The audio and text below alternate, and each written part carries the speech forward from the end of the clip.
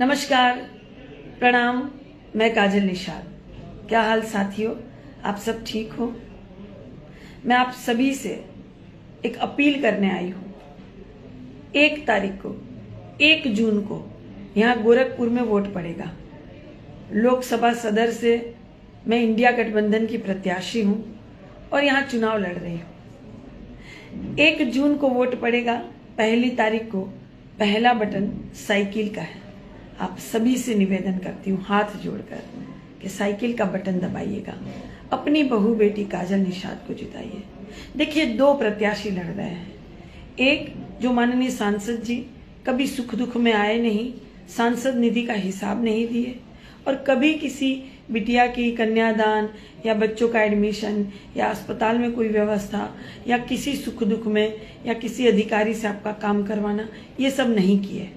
और एक मैं जो घर की हूँ, बहू हूँ, बेटी हूँ, भहुआ पार गोरखपुर की रहने वाली हूँ, निरंतर अपने क्षेत्र में रहती हूँ, लगातार जनता से कदम मिलाकर चलती हूँ, हमेशा हक और अधिकार की आवाज़ जनता के लिए उठाती रहती हूँ। चुनाव हो या चुनाव ना हो, मैं फिर भी अपने क्षेत्र में ही रहती हूँ, जनता के बीच में ही रहती हूँ। आप सभी को अच्छी तरह से पता है, मेरा पैर टूट गया था, पैर में प्लास्टर था, मैं फिर भी चलती रही। प्लास्टर खुल गया, मैं फिर भी चलती रही। बीच में मुझे जिस तरह से अस्पताल जाना पड़ा, मेदांता में एडमिट हुई, उसके बाद भी चलती रही। आज भी गोलियां खाकर चलती हूँ। मैं किसके लिए लड़ रही हूँ बताइए मुझे? मैं किसके लिए लड़ रही हूँ? आप ही सबके लिए लड़ रही हूँ। लगातार आवाज़ उठा रही हूँ। खोराबार के 600 घर टूट गए थे, टूट रहे थे, वहाँ बुलडोज़र पहुँच गया था, मैं वहाँ पहुँच गई। कौन रह रहा था वहाँ? मैं तो नहीं रह रही थी, सर्व समाज के लोग रह रहे थे, सभी वहाँ रह रहे थे। मैंने सभी के लिए आवाज़ उठाई।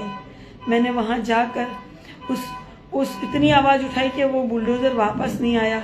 आखिर 600 घर वहाँ बच गए। चाहे गोपलापुर का मामला हो, मैंने वहाँ आवाज़ उठाई। सार्वजनिक ताल था। किसका ताल था वो? मेरा तो नहीं था, पूरे सर्व समाज का ताल था। मैंने वहाँ आवाज़ उठाई। गुलरिया थाने पर कुछ किसान भाइयों को पकड़ लिया गया था, मैंने वहाँ आवाज़ उठाई। गीडा के थाने में एक समर्थक को पकड़ लिया गया, मैंने वहाँ आवाज़ उठाई।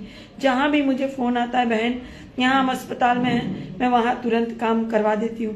बहन हम इस चौकी में जो है वो बंद हो गए हैं, इस तरह से इल्ज़ाम लगा है, मैं वहाँ थानेदार को फ़ोन कर देती हूँ, एसओ को फ़ोन कर देती हूँ, अधिकारियों को फ़ोन कर देती हूँ। कहीं किसी का घर जला है, कहीं आग लग गई है, मैं वहाँ पहुँच जाती हूँ। सबकी आवाज़ उठाने के लिए पहुँच जाती हूँ। बताइए मैं क्या कर रही हूँ? मैं किसके लिए लड़ रही हूँ? 14 साल हो गए, 14 साल हो गए मेरे संघर्ष को। और 14 साल में श्री रामचंद्र जी का वनवास खत्म हो गया था। मेरा वनवास कब खत्म होगा? कितनी बार मैं कितनी बार लड़ूंगी, मुझे बताइए। एक महिला होकर मैं लड़ रही हूँ, चल रही हूँ इसी तरह से लगातार। कौन इतनी मेहनत करता है जितनी मेहनत मैं कर रही हूँ? कितनी बार लड़ूंगी? 2 साल में 3 चुनाव कौन लड़ता है? मैं लड़ रही हूँ। क्या यहाँ मेरा कोई व्यवसाय है? क्या यहाँ मैं कोई रोजगार कर रही हूँ? क्या यहाँ कोई मैं ठेका पट्टी कर रही हूँ? कोई शोरूम है क्या मेरा? यहाँ मैं किस तरह से लड़ रही हूँ ये मैं जानती हूँ। अस्पताल में जब भर्ती थी तो आप सबने मदद की, तब मेरा अच्छे से इलाज हो पाया। माननीय अखिलेश यादव जी ने मेरा इलाज करवाया।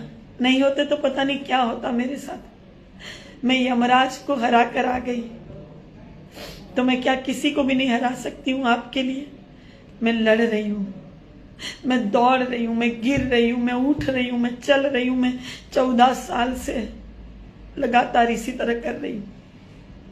आज भी मेरी रैली होने वाली थी माननीय डिम्पल यादव जी के साथ, लेकिन सरकार ने परमिशन ही नहीं दी। मेरी रैली को सफल बनाने के लिए उन्होंने डिम्पल जी को परमिशन नहीं दी। मुख्यमंत्री जी है, रवि किशन जी के साथ रैली कर रहे हैं, वो कर सकते हैं, लेकिन हम गरीब दबे कुचले पिछड़े समाज के, निषाद समाज के लोग क्या आवाज नहीं उठा सकते? क्या हम रैली नहीं कर सकते?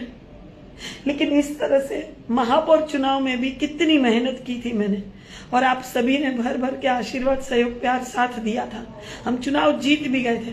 वहां धांधली करते हैं, बेटियों को हराते हैं, एक दबे कुचले पिछड़े समाज, निषाद समाज की महिला जो लड़ रही है उनकी आवाज दबाते हैं, उनको हराने का काम ये करते हैं, इस तरह की धांधली करते हैं। इस बार निषाद समाज एकजुट हो जाइए। मैं निवेदन करती हूँ हाथ जोड़कर, जो भी मेरे निषाद समाज के भाई बाहर है, कहीं मुंबई है, कहीं बाहर कमाने गए हैं, गुजरात, मैं निवेदन करती हूँ आ जाइए, एक मत अवश्य दीजिए, एक वोट दीजिए। 1 तारीख को जन्मदिन है तो जन्मदिन का आशीर्वाद जरूर दीजिएगा। कुछ मांग नहीं रही हूँ आपसे, एक वोट मांग रही हूँ, एक वोट जरूर दीजिएगा। निषाद समाज का मान सम्मान बचा लीजिए। इस बार निषाद समाज का मान सम्मान नहीं बचा तो दोबारा कोई पार्टी निषाद समाज पर भरोसा नहीं करेगी मेरे भाइयों। कैसे कोई टिकट देगा, क्यों टिकट देगा? जब समाज का साथ होगा तब ना टिकट मिलेगा। इसीलिए हाथ जोड़कर निवेदन करती हूँ निषाद समाज से, मैं अपने समाज से निवेदन कर रही हूँ। बताइए, सर्व समाज मुझे वोट दे रहे हैं, सर्व समाज मुझे वोट देने के लिए तैयार है, सब आवाज उठा रहे हैं, लेकिन मुझे अपने समाज से अपील करनी पड़ रही है।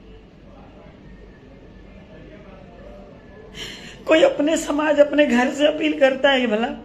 मैं कर रही हूं, क्योंकि मैं जान रही हूं कि बहुत लोग बरगला रहे हैं आपको।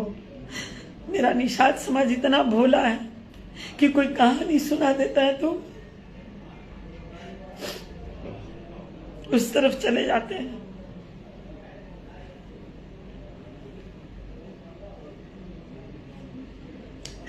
अब नहीं हिम्मत है भाई, अब हिम्मत नहीं है। कितनी बार लड़ूंगी मैं, कितनी बार चलूंगी?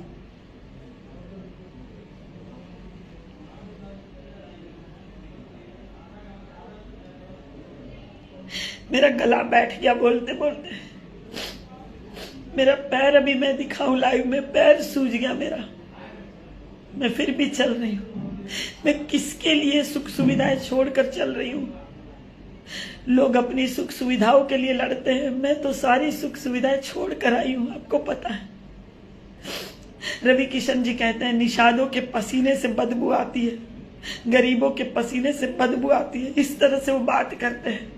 और मैं गरीबों को गले लगाती हूँ, मैं महिलाओं को गले लगाती हूँ, बच्चों को उठा लेती हूँ। मुझे समाज सेवा करना अच्छा लगता है। एक मौका अवश्य दीजिए, एक मौका दीजिए। निषाद समाज से अपील करती हूँ, वोट दीजिए अपनी बेटी को। गोरखपुर में निषाद समाज का मान सम्मान बचा लीजिए। गोरखपुर के ऊपर पूरी दुनिया की नजर है, निषाद समाज के ऊपर पूरी दुनिया की नजर है।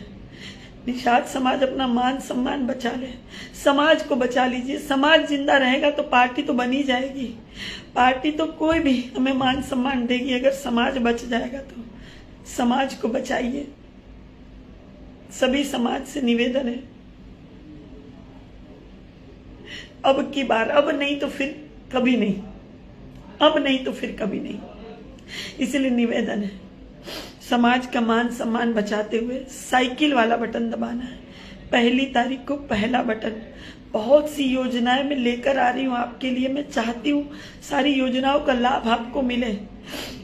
अगर साइकिल का बटन दबा और इंडिया गठबंधन की सरकार बनी तो बहुत सी योजनाएं हैं, महिलाओं के लिए है, युवाओं के लिए, किसान भाइयों के लिए हैं। जितने गरीब, दबे कुचले, पिछड़े समाज की जो महिलाएं हैं, रसोईया बहनी है, आंगनवाड़ी बहनी है, जो हमारी आशा बहनी है, उन सबके लिए बहुत सारी योजनाएं मैं लेकर आई हूँ।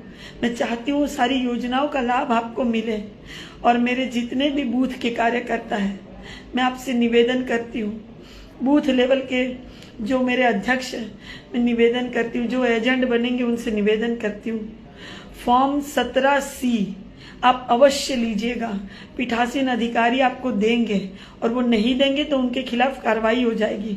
फॉर्म 17C में सब डिटेल होती है, कितना महिलाओं को वोट पड़ा है, कितना पुरुष का वोट पड़ा, मशीन कब चालू हुई, मशीन कब बंद हुई, कब बैटरी लो हुई, वो सारी चीज़ें डिटेल जो होती है 17C फॉर्म में होती है। वो पीठासीन अधिकारी से लास्ट में लेना है। जब बूथ बंद होने वाला होता है, वोट पड़ जाता है, तब फॉर्म 87 पीठासीन अधिकारी से लेना है, अनिवार्य है। ये सख्ती से ये अनिवार्य है, ये लेना ही लेना है। इस पर क्या होगा कि गड़बड़ी नहीं होगी, ये जरूर कीजिएगा। और एक बार और निवेदन, 1 तारीख को मेरा जन्मदिन है, आशीर्वाद के रूप में सिर्फ एक वोट मांग रही हूँ। अपना मत जरूर दीजिएगा, मतदान अवश्य कीजिए, पहले मतदान और फिर जलपान। बहुत बहुत धन्यवाद, नमस्कार एवं प्रणाम करती हूँ।